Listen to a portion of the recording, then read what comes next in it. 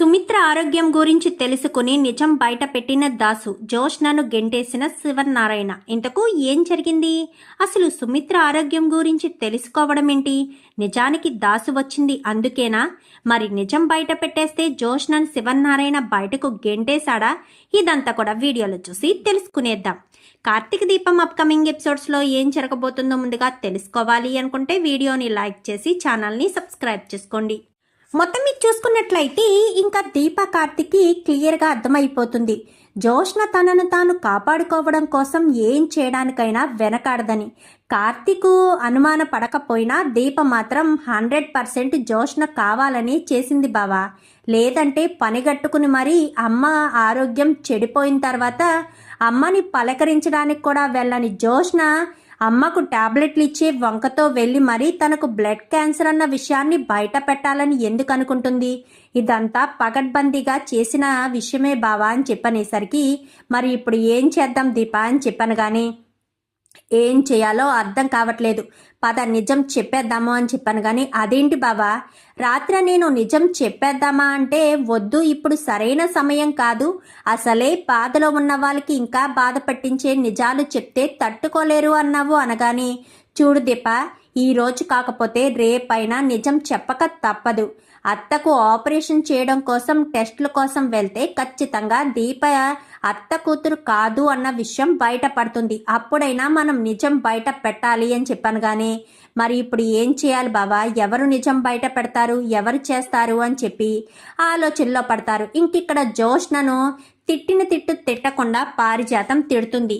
నాకు తెలిసి నన్ను నేను కాపాడుకోవడానికి చేశాను, కానీ వాళ్ళెవరో ముక్కు మొహం తెలియని వాళ్ళు 25 సంవత్సరాలు నిన్ను కన్న బిడ్డ అనుకుని నీకు ఎంతో ప్రేమను పంచింది కదే, ఆ మాత్రం ప్రేమ ఆప్యాయతలు లేకుండా నిర్దాక్షిణంగా ప్రాణాలు తీసేయడానికి ఎలా మనసొప్పుతుందే నీకు? మీ అమ్మ అని తెలిసి, మీ అమ్మ కాదు అని తెలిసి ఇప్పుడు నువ్వు ప్రాణాలు తీయడానికి సిద్ధపడుతున్నావు. రేపన్నా రోజున నీ పేకల మీదకొస్తే నా ప్రాణాలు తీయడానికి కూడా వెనకాడవేమో అని చెప్పాను కానీ నా దగ్గరికి వస్తే ఎవరినైనా ఏం చేయడానికైనా నన్ను నేను కాపాడుకోవడం కోసం ఏం చేయడానికైనా వెనకాడను గ్రాని అని చెప్పి జోష్న చెప్పేసేసరికి ఇప్పుడు నన్ను కాపాడేదెవరు, నన్ను ఎవరు కాపాడతారు అని చెప్పను కానీ నిన్ను కాపాడేదానికి నేను కాపాడతాను అని కానీ ఎలా కాపాడతావో అని చెప్పనేసరికి నేను ఆలోచిస్తాను కదా, నువ్వు టెన్షన్ పడకు అంటూ ఫోన్ చేస్తుంది. ఫోన్ చేసేసరికి ఎవరికి ఫోన్ చేస్తున్నావు అనగానే మీ నాన్నకు అనేసరికి నాన్నకెందుకు చేస్తున్నావు అని చెప్పను కానీ ఇప్పుడు నువ్వు బయట పడకుండా ఉండాలంటే ఈ ఇంటి అసలైన వారసురాలు రావాలి. అసలైన వారసురాలు వస్తే సుమిత్రకు ఏ ప్రమాదం లేకుండా కాపాడుతుంది అనగాని నీకేమన్నా పిచ్చాగ్రాని? అసలైన వారసురాలు వస్తే నేను ఇంటి వారసురాల్ని కాదు అన్న విషయం బయట పడిపోతుంది కదా, అప్పుడు నా పరిస్థితి ఏమవుతుంది? ఏదైతే అవని కాళ్ళ మీద పడి క్షమాపణని అడుగుతానే. చూస్తూ చూస్తూ సుమిత్ర ప్రాణాలు తీస్తుంటే నేను చూసి తట్టుకోలేకపోతున్నానే. నువ్వు ఇంటి వారసురాలు కాదన్న విషయం ఖచ్చితంగా బయట పడిపోతుంది. కానీ దానికి సుమిత్ర ప్రాణాలు ఎందుకే తీయడం? పాపం సుమిత్ర ఏ కల్లా కవటం లేని అమ్మ. తను నన్ను ఎంతో ఆప్యాయంగా పలకరిస్తుంది, నిన్ను ఎంతో ప్రేమగా చూస్తుంది. మరి అలాంటి సుమిత్ర ప్రాణాలు తీయాలని చూడడం చాలా పెద్ద తప్పే. అది నువ్వు అర్థం చేసుకోవే అని చెప్పనేసరికి వద్దు గ్రాని, నువ్వేం చెప్పినా నేను అర్థం చేసుకోలేను, అర్థం చేసుకోను కూడా. ఎందుకంటే నేను ప్రాణాలు తీయడానికి ఫిక్స్ అయిపోయాను కాబట్టి ఖచ్చితంగా ప్రాణాలు తీస్తాను అంటూ మాట్లాడేసరికి ఏం మాట్లాడుతున్నావే, ప్రాణాలు తీయడానికి ఫిక్స్ అయిపోవడం ఏంటి అనగానే అవును గ్రాని, ఏదైనా సరే చేస్తానని. కానీ ఇప్పుడు కనుక సుమిత్రకి ఇంటి దగ్గర ఏదైనా అయ్యిందనుకో ఖచ్చితంగా నీ మీదే అనుమానం వస్తుంది, అది గుర్తుపెట్టుకో. మీ నాన్నకు ఫోన్ చేసి నేను మాట్లాడతాను అంటూ మాట్లాడేసరికి ఈ లోపు దాసు రానే వస్తాడు. దాసు రావడంతో ఇంకా అందరూ కూడా గదిలో ఉండి ఆలోచించుకుంటూ ఉంటారు కదా, నాకు భరోసా ఇచ్చేవాళ్ళు ఎవరూ కనిపించట్లేదు, నాకు ధైర్యం చెప్పేవాళ్ళు ఎవరూ కనిపించట్లేదు అంటూ మాట్లాడేసరికి నేను మీకు ధైర్యం చెప్తాను శివనారాయణ గారు అంటూ ఇంట్లో అడుగు పెడతాడు దాస్. అయితే ఒక్కసారిగా అందరూ కూడా దాసు వంక చూస్తారు. అన్నయ్య నువ్వా అని చెప్పనేసరికి దాసు ఎప్పుడొచ్చావు అనగానే అన్నయ్య వదినకేమీ కాదు, వదిన ప్రాణానికి నా ప్రాణం అడ్డేస్తాను, ముందు వదిన మెడలో ఇది వెయ్యి అని చెప్పి తను అక్కడి నుంచి తీసుకొచ్చిన చిన్న మాలనైతే దశరథ చేతిలో పెట్టి అక్కడి నుంచి తీసుకొచ్చిన శైవ క్షేత్రాలన్నీ కూడా దర్శించుకుని తీసుకొచ్చిన కుంకుమ విభూది కూడా ఇస్తాడు. ఇది వదినకు పెట్టు, ఇది మెడలో వెయ్యి, వదినకు ఏ ప్రమాదం జరగదు. మీకు ఎవరు భరోసా ఇస్తారు అని అడిగారు కదా, నేను భరోసా ఇస్తున్నాను. నా మాట మీద మీకు నమ్మకం ఉంటుంది కదా? ఖచ్చితంగా నమ్మకం ఉంటుందనే అనుకుంటున్నాను. నేను ఏం చెప్పినా చేస్తారని అనుకుంటున్నాను. సుమిత్రమ్మకు ఏం కాదు. సుమిత్ర వదిన ఎంతో గొప్పది, ఎంతో మంచి మనసు కలది. అలాంటి మంచి మనసు ఉన్న సుమిత్ర వదినకు ఏ ప్రమాదం జరగదు శివనారాయణ గారు అని చెప్పనేసరికి ఈలోపు పారిజాతం జోష్న రానే వస్తారు అనగానే, ఎలా జరగదు? జోష్నేమో సుమిత్ర ప్రాణాలు కాపాడడం మానేసి అర్ధరాత్రి పూట ఇంట్లోంచి బయటికి వెళ్ళడానికి సిద్ధపడిపోయింది. ఇప్పుడేమో సుమిత్రకు బ్లడ్ క్యాన్సర్ అన్న విషయాన్ని బయట పెట్టడానికి సిద్ధపడిపోయింది. ఇప్పుడు ఏం చేస్తే సుమిత్ర ప్రాణాలు కాపాడతారు? రేపు ఆపరేషన్ అన్న రోజున కూడా జోష్న ఇలాగే ఏదొక పిచ్చి పని చేసి సరిగ్గా ఆపరేషన్ టైంకి జోష్న ఉండకుండా ఎటో కటు వెళ్ళిపోతే అప్పుడు సుమిత్రకు ఎలాంటి పరిస్థితి వస్తుందో ఊహించలేకపోతున్నాము అనగాని, జోష్న లేకపోతేనేంటి, సుమిత్ర వదిన ప్రాణాలు కాపాడే వ్యక్తి మరొకరు ఉన్నారు అని చెప్పనేసరికి ఒక్కసారిగా అందరూ కూడా షాక్ అయిపోతారు. ఏం మాట్లాడుతున్నావు దాసు అని చెప్పి మాట్లాడుతూ దశరథ్ అనగానే, మామయ్య అని చెప్పాను కానీ ఇంకా ఆపొద్దు కార్తీక్, ఇన్ని రోజులు నిజం చెప్పకుండా నన్ను ఆపావు. ఎన్ని రోజులు ఏ కారణం లేదు కాబట్టి నేను నిజం చెప్పలేదు. ఈరోజు ఖచ్చితంగా నిజం చెప్పాల్సిన కారణం ఉంది. సుమిత్ర వదిన అలా ప్రాణాలతో పోరాడుతూ ఉంటే రేపన్న రోజున టెస్టులు చేసిన తర్వాత జోష్న ఇంటి వారసురాలు కాదు అన్న విషయం బయట పడిపోతే అప్పుడు ఏం చేస్తారు? అప్పుడు బాధపడే కంటే ఇప్పుడే ధైర్యంగా ఉండడం మంచిది కదా అని చెప్పనేసరికి, ఏం మాట్లాడుతున్నావు దాసు, జోష్న ఇంటి వారసురాలు కాదేంటి అని చెప్పనగానే, మీకొక నిజం చెప్పాలి శివనారాయణ గారు అని చెప్పనగానే, ఒరే దాసు అనగానే, ఇన్ని రోజులు నువ్వు చేసిన పాపం నా నోటితో ప్రక్షాళన చెయ్యనీయమ్మా. నువ్వు 25 సంవత్సరాల నుంచి దాచిపెట్టిన నిజాన్ని నన్ను బయట పెట్టనివ్వమ్మా. ఎప్పటికైనా నిజం బయట పెట్టకపోతే చాలా ఇబ్బందులు పడవలసిన పరిస్థితి వస్తుంది.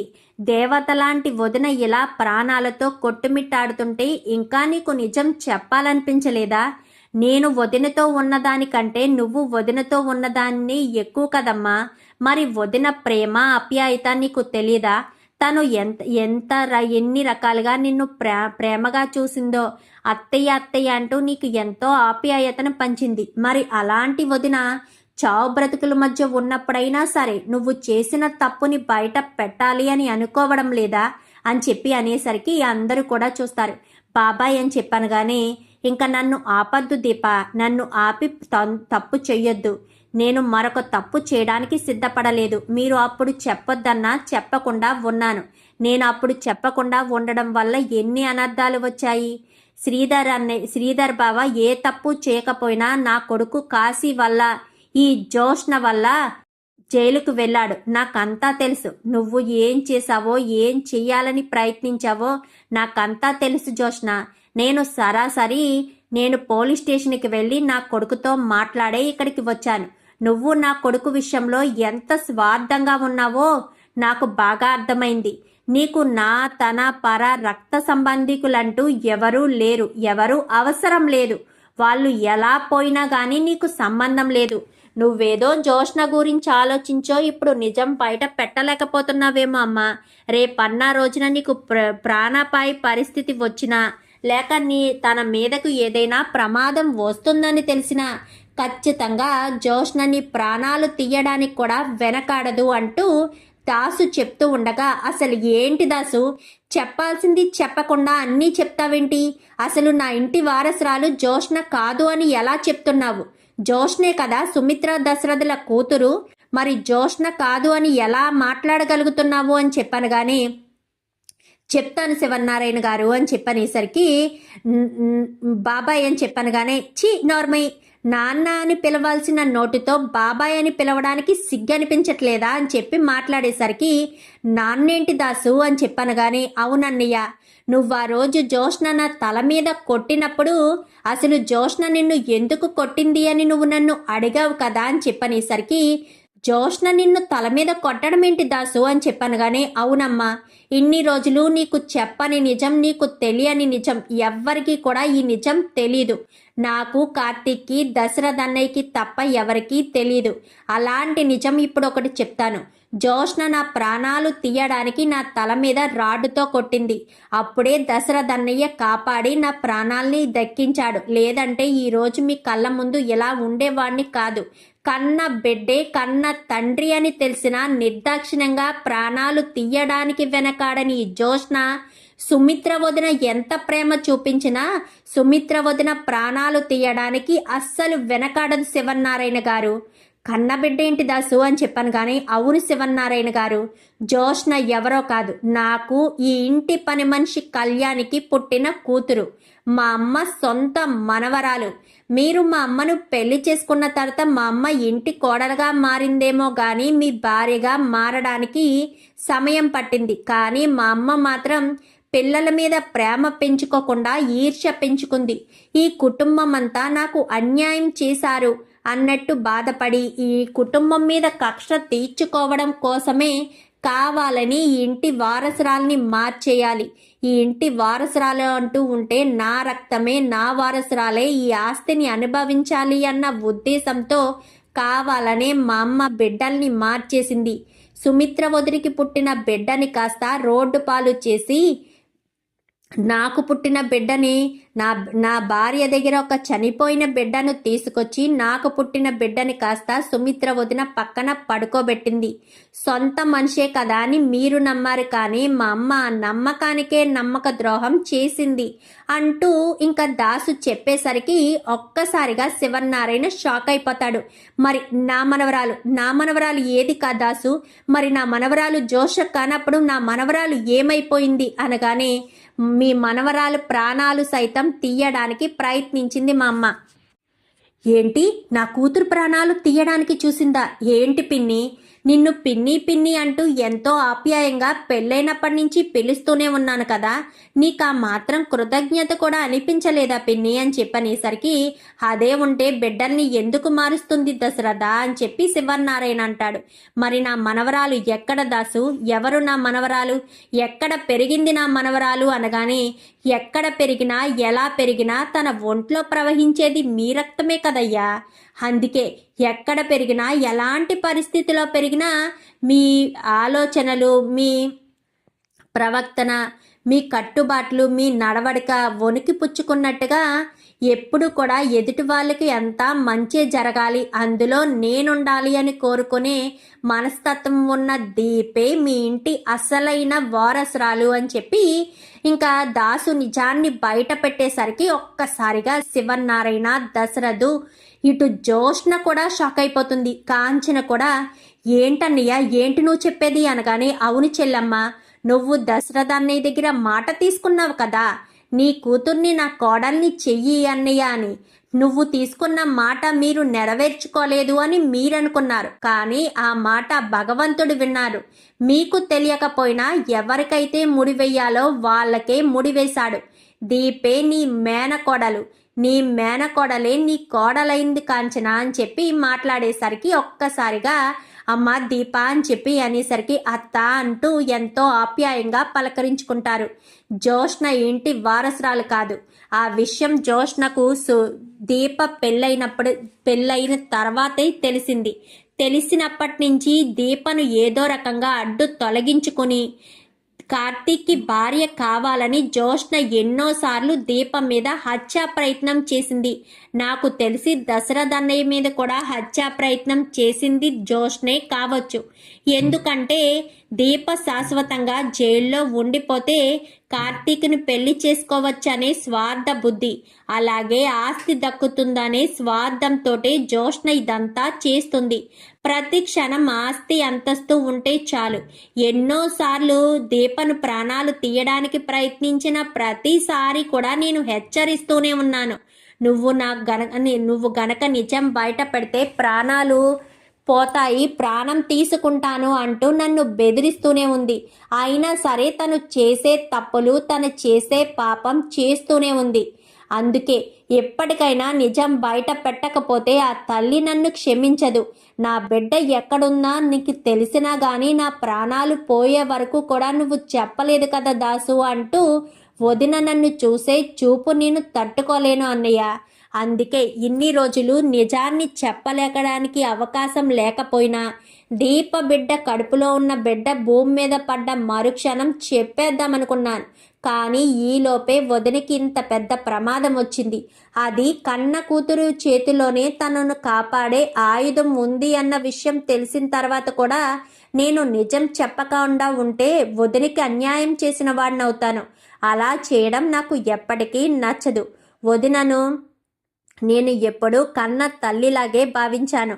అలాంటి వదిన బాధపడుతూ ఉంటే నేను చూస్తూ ఎలా ఊరుకుంటాను? అందుకే నిజాన్ని చెప్పక తప్పలేదు. నువ్వు ఏమనుకున్నా పర్వాలేదు జోష్న. తండ్రి కూతురు గురించి ఆలోచించకుండా నువ్వు ఇలాంటి నిర్ణయం తీసుకున్నాడు అని అనుకున్నా పర్వాలేదు. కానీ నేను ఇలాంటి స్వార్థపరరాలు, ఇలాంటి దుష్టురాలు, దుర్మార్గురాలైన కూతుర్ని కాపాడడానికి ప్రయత్నిస్తే తర్వాత నా నా చావు కూడా ఎవరూ సహించలేనంతగా దిక్కుమాలిన చావు చచ్చే పరిస్థితి వస్తుంది. అయినా దీప ఇంటి వారసురాలన్న విషయం చెప్పాలనే నేను ఎన్ని రోజులు బ్రతుకున్నాను. మీ అమ్మ చనిపోయినప్పుడే నా ప్రాణాలు కూడా వదిలేద్దామనుకున్నాను. కానీ నా కొడుకు కాశీ కోసం ఈ ఇంటి వారసురాలు ఎక్కడుందా అని తెలుసుకుని మా అమ్మ చేసిన తప్పుని నేను నిజం చెప్పి సరిదిద్దడం కోసమే ఇన్ని రోజులు బ్రతికున్నాను అంటూ శివనారాయణ దగ్గర కాస్త దాసు విషయం అంతా చెప్తాడు. ఇంకా అందరూ కూడా చూస్తూ ఉంటారు జోష్న వంక చాలా కోపంగా. అలా చూస్తూ ఉండేసరికి శివనారాయణకి పిచ్చ కోపం వచ్చి జోష్న వైపు చూసుకుంటూ ఎంతో కోపంగా అడుగులు వేసుకుంటూ వెళ్ళి జోష్నను కొడతాడేమో అనుకున్న పరిస్థితుల్లో పారిజాతం చెంప చెల్లు మనిపించేసరికి ఒక్కసారిగా పారిజాతం షాక్ అయిపోతుంది. ఒక్క క్షణం కూడా మీ ఇద్దరూ ఇంట్లో ఉండడానికి వీల్లేదే. నీలాంటి దాన్ని పెళ్లి చేసుకుని నేను తప్పు చేశానని నాకు మరొక్కసారి నిరూపించావు. చిచి, నువ్వు ఇలాంటి దుర్మార్గురాలవని అస్సలు అనుకోలేదు. ప్రతి క్షణం నా కుటుంబం గురించి ఆలోచించే నా భార్య ఉండాలి అనుకున్నానే తప్ప నా కుటుంబం కాకుండా తన కుటుంబం గురించి ఆలోచించుకుని నా కుటుంబానికి శత్రువులా తయారైన ఈ పారిజాతాన్ని మాత్రం ఎట్టి పరిస్థితుల్లో వదిలిపెట్టను అంటూ పేక పట్టుకుంటాడు. వదలండి తాత, వదిలేయండి అని చెప్పి కార్తీక్ విడిపించేసరికి ఒక్క క్షణం కూడా నువ్వు నీ మనవరాలు నా ఇంటికి గడప లోపల ఉండడానికి వీల్లేదు. తక్షణమే మీరు ఇంట్లోంచి బయటికి వెళ్ళిపోండి. ఇంట్లోంచి బయటికి వెళ్ళకపోతే మాత్రం మిమ్మల్ని నేను ఎట్టి పరిస్థితుల్లో వదిలిపెట్టను. వెళ్ళండి ఇక్కడి నుంచి అని చెప్పి ఇంకా శివనారాయణ కాస్త అది కాదు తాత నేను చెప్పేది విను తాత అంటూ జోష్న ఎంతలా బ్రతిమాలుతున్నా కానీ ఎవరే నీకు తాత? నువ్వు ఇంటి వారసురాలువే కాదు, నా రక్తానివే కానప్పుడు నిన్ను ఇంటి వారసురాలుగా ఎలా అనుకుంటానే? ఎన్ని తప్పులు చేసావే? తప్పుల మీద తప్పులు ప్రతి ఒక్కటి చేస్తూనే ఉన్నావు. అంతేలే, పారిజాతం బుద్ధులు ఎక్కడికి పోతాయి? ఇంటి వారసురాలువైతే ఇంటి క్షేమం కోసం ఆలోచిస్తావు. నువ్వు అసలు ఇంటి వారసురాలువే కాదు కదా. అందుకనే నువ్వు ఇలాంటి పనులు చేశావు. ఎప్పటికప్పుడు తప్పులు చేస్తుంటే నా మనవరాలేంటి ఇలా తప్పులు చేస్తుంది? నిర్దాక్షిణంగా ఎవరిని పడితే వాళ్ళని ఎంతో దారుణంగా ప్రవర్తిస్తుంది అని చెప్పి ఎన్నోసార్లు బాధపడ్డానే. కానీ నాకు ఇప్పుడు అంతా అర్థమవుతుంది. నువ్వేంటో, నీ మనస్తత్వం ఏంటో నాకు ఇప్పుడంతా తెలుస్తుంది. అందుకే నువ్వు అసలు ఒక్క క్షణం కూడా ఇంట్లో ఉండడానికి వీల్లేదే. తక్షణమే నా ఇంట్లోంచి బయటకి వెళ్ళిపో అని చెప్పి బయటకు గెంటేసేసరికి సుమిత్ర అంటూ ఇంకా దశరథు లోపల నుంచి అరుస్తాడు. ఇంకా శివనారాయణ వాళ్ళిద్దరినీ బయటకు నెట్టేసి డోర్ క్లోజ్ చేసి లోపలికి వచ్చేసరికి సుమిత్ర అని చెప్పనేసరికి దీప ఇలా రా అని చెప్పి దీపను కిందకు పిలుస్తుంది. పిలిచేసరికి దీప చెప్పండమ్మా ఏం కావాలి అని చెప్పనగానే చెప్పండి అమ్మా అంటే అమ్మగారు అన్నట్టు పిలుస్తున్నావా లేక నీ కన్న తల్లిని పిలిచినట్టు పిలుస్తున్నావా అని చెప్పనేసరికి సుమిత్ర అని చెప్పనగానే విన్నానండి. ఇప్పటి వరకు మీరు అంతా మాట్లాడుకున్నది దాసు చెప్పిందంతా వినిపిస్తుందండి. నేను నిద్రపోలేదండి. నిద్రపోయినట్టుగా నాకు స్పృహ తప్పిందంతే. నాకు మెలకువగానే ఉన్నాను. కళ్ళు తెరిస్తే నిజం ఎక్కడ చెప్పడం ఆపేస్తారో అన్న భయంతోనే నేను నిజాన్ని చెప్పాలి అన్న ఉద్దేశంతోనే కళ్ళు మూసుకునే ఉన్నానండి. నాకు బ్లడ్ క్యాన్సర్ అన్న విషయం మీ అందరికీ తెలిసి మీరు ఎంతో బాధపడుతున్నారు. నేనేమీ బాధపడడం లేదండి. ఎందుకంటే నా కూతురు జోష్న అయ్యుంటే నాకు ఏమవుతుందో అని భయపడేదాన్ని. కానీ నా కూతురు దీప అని తెలిసిన తర్వాత నా కూతురే తన ప్రాణాలు అడ్డేసైనా సరే నన్ను కాపాడుతుందన్న నా నమ్మకం నాకు ఉందండి. ఖచ్చితంగా నా కూతురు నన్ను కాపాడుతుంది. ఆ నమ్మకం నాకుంది. నా కూతురు నన్ను కాపాడుతుంది అని చెప్పి ఇంకా సుమిత్ర అనేసరికి అత్త అని చెప్పాను. కానీ అవునరా కార్తీక్, నా కూతురు జోష్న అయితే నన్ను ఏమైపోయినా పర్వాలేదు. జోష్న ఆల్రెడీ నాకు బ్లడ్ క్యాన్సర్ అన్న విషయం చెప్పినప్పుడే నేను నిద్రపోయానే కానీ జోష్న మాటలు నాకు వినిపిస్తూనే ఉన్నాయి. నా ప్రాణాలు పోతాయని మీరంతా చెప్పకుండా దాచిపెట్టిన నిజాన్ని జోష్న చెప్పినప్పుడే నాకు జోష్న మీద మనసు విరిగిపోయింది. ఎప్పుడైతే దాసు వచ్చి జోష్న నా కూతురు కాదు, దీపే నా కూతురు అన్న విషయం చెప్పాక పోతుందన్న ప్రాణం తిరిగి వచ్చిందండి. నా కూతురు నన్ను కాపాడుతుంది. అప్పుడు మీ నుంచి నేను దూరం వెళ్ళిపోవాలని ప్రయత్నించిన జోష్న కన్న బిడ్డని చూసుకున్నట్టుగా దీప కన్న బిడ్డను చూసుకున్నట్టుగా నన్ను చూసుకునేసరికి నాకు ఎంతో ముచ్చటేసింది. జోష్న లాంటిది నా కూతురుగా ఉన్న దీప కూడా నా కూతురు అయ్యుంటే ఎంతో బాగుండు కదా అని నా మనసులో అనుకున్నాను. ఎంతైనా తల్లిని కదా, కన్న బిడ్డ మీదే కదా నాకు ప్రేమ ఉంటుంది. అందుకే ఆ నిజాన్ని బయట పెట్టలేకపోయాను. ఇప్పుడు నాకు తెలుస్తుంది దీపే నా కన్న బిడ్డ అని. దీప అని చెప్పనేసరికి అమ్మ నీకేం కానివ్వనమ్మా, నీకేం కాదు బావా, అర్జెంటుగా అమ్మను హాస్పిటల్కి తీసుకువెళ్దాం బావా, హాస్పిటల్లో జాయిన్ చేద్దాము, వీలైనంత తొందరగా ఆపరేషన్ చేయించేద్దాం బావా అని చెప్పనేసరికి అలాగే నువ్వు టెన్షన్ పడకు దీప, నువ్వు కడుపుతో ఉన్నావు, టెన్షన్ పడకు, నేను వెంటనే వెళ్ళి డాక్టర్ హారిక గారిని కలిసి ఎప్పుడు తీసుకురమ్మంటారో నేను వెళ్ళి కనుక్కుంటాను అని చెప్పాను. కానీ రే కార్తిక్ నేను వస్తాను రా అని చెప్పి వెంటనే దాసు కూడా వెళ్తాడు. దాస్ కూడా వెళ్ళేసరికి చాలా థ్యాంక్స్ మామయ్య, ఈ నిజం ఎలా చెప్పాలా ఏంటా అని ఆలోచిస్తున్న సమయంలో సరైన సమయానికి నువ్వు వచ్చావు అని చెప్పనేసరికి మా అమ్మ నాకు ఫోన్ చేసిందిరా అని చెప్పనేసరికి ఏంటి పారు ఫోన్ చేసిందా అని చెప్పాను. కానీ అవును ఫోన్ చేసింది అని చెప్పి ఇక్కడ పరిస్థితి అంతా చెప్పింది అనగానే ఇంకా నేను ఆ పరిస్థితి వినడంతో జోష్న గురించి కూడా ఆలోచించాలని అస్సలు అనుకోలేదు. మీ అత్తకు నిజం చెప్పేయాలి, సుమిత్ర చెల్లమ్మకు నిజం చెప్పేయాలన్న ఉద్దేశంతో ఆలోచించాను. అందుకోసమనే వదిన ఆరోగ్యం బాగుండాలి, వదిన ఎప్పుడూ సంతోషంగా ఉండాలి, దీప తనను కాపాడుతుందన్న విషయం నాకు తెలుసు. అందుకే దీప గురించి నిజం చెప్పేశాను అని చెప్పనేసరికి చాలా థ్యాంక్స్ మావయ్య అంటూ ఎంతో సంతోషపడిపోతాడు కార్తీక్. అయితే ఇంకా అలా సంతోషపడ్డ కార్తీక్ ఇద్దరు కూడా హాస్పిటల్కి వెళ్ళి హారికని అడిగేసరికి హారిక కాస్త చెప్తుంది,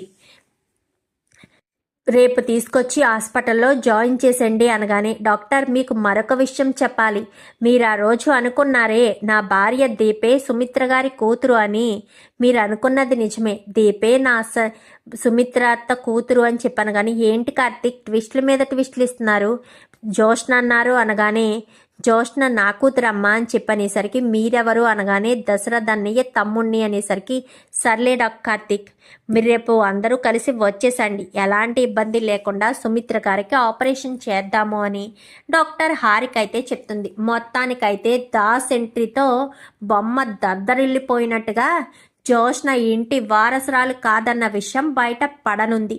చూద్దాం మరి రాబోయే ఎపిసోడ్స్లో ఇలాగే జరగాలని, సుమిత్ర ప్రాణాలు దీప కాపాడాలని, కాపాడిన దీపే తన కూతురన్న విషయం సుమిత్ర తెలుసుకోవాలని మీరు కూడా కోరుకుంటే వీడియో నచ్చితే లైక్ చేసి ఛానల్ని సబ్స్క్రైబ్ చేసుకోండి. Thank you for